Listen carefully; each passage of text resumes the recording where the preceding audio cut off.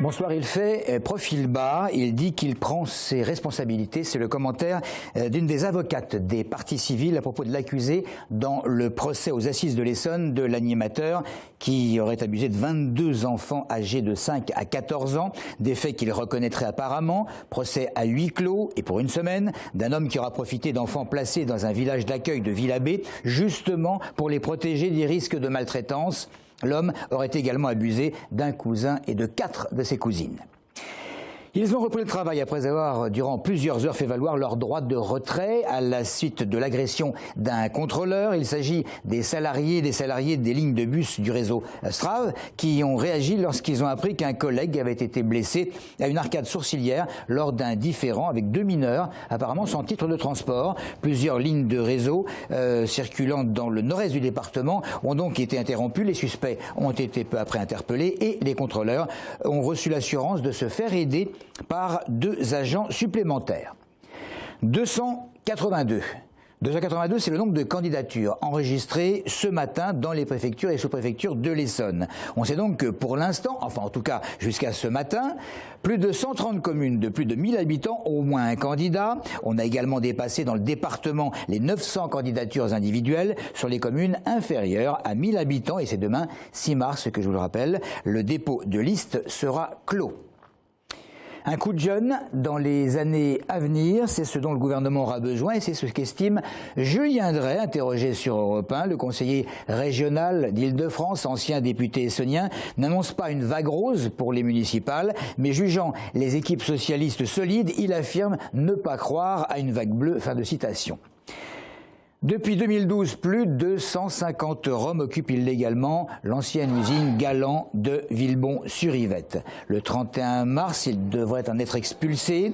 Aujourd'hui, l'association Salvafaire organisait une conférence de presse pour présenter les projets des familles. Entre autres, l'achat d'un terrain pour continuer de vivre sur le secteur de Palaiseau-Villebon, comme nous l'explique un jeune Rom étudiant en droit à la fac d'Orsay.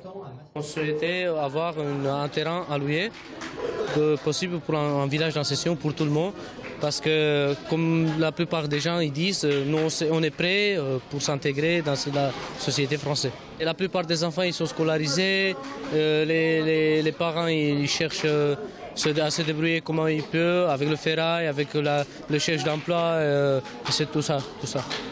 Ces Roms sont soutenus par plusieurs associations, dont un collectif de riverains, mais cette situation est loin, très loin de plaire aux agents des espaces verts qui affirment ne plus couvrir certaines zones tant elles sont sales. Maxime Lemaine a également rencontré une riveraine qui est à bout, qui a littéralement laissé exploser sa colère au micro et elle témoigne à visage caché par peur des représailles.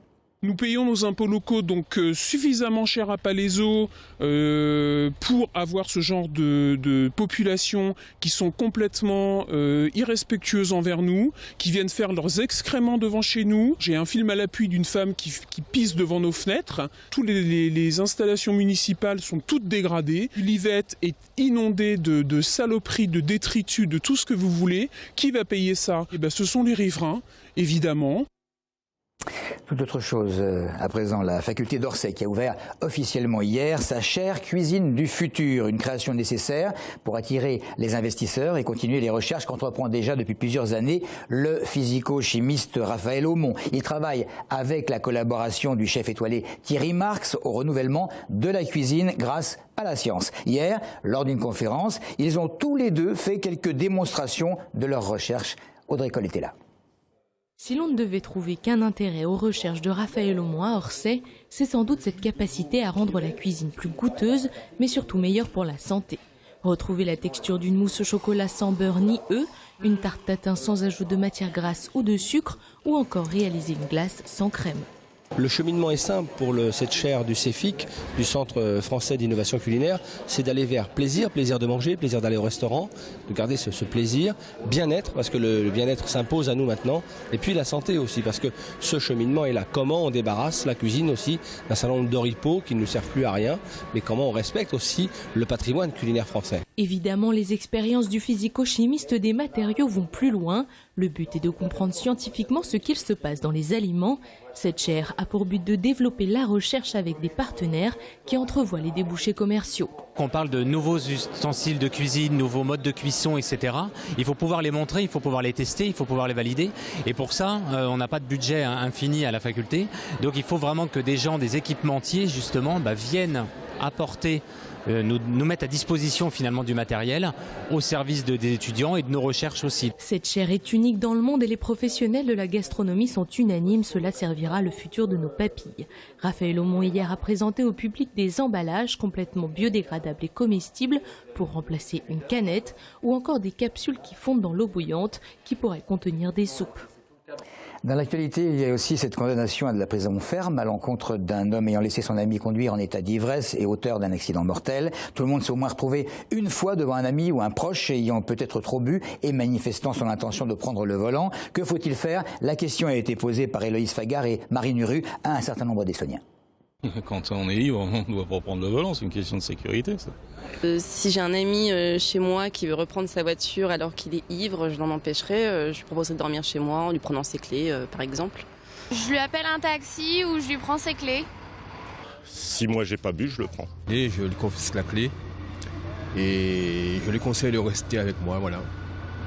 Oui, non, mais il prend pas, il reste chez moi, quoi. S'il n'est pas en état, j'essaye de le retenir et de l'empêcher de conduire, ça me semble logique. Je vais essayer de lui prendre la clé. C'est un peu dur, hein, c'est vrai, mais si on insiste, ça le fait. On prend les clés de voiture aussi, comme ça il peut pas rentrer. Je la ramène chez lui. J'ai déjà fait avec des copains de mes fils. Ils m'ont donné leurs clés, effectivement. Je l'empêche. Je l'empêche complètement, je prends ses clés et puis je vais le coucher.